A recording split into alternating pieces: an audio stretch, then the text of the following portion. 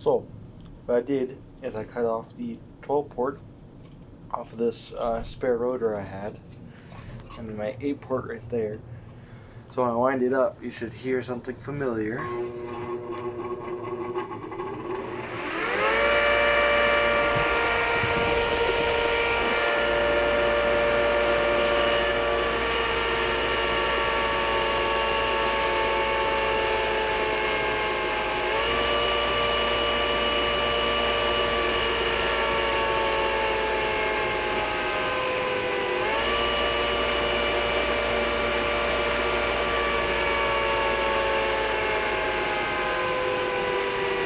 That's right.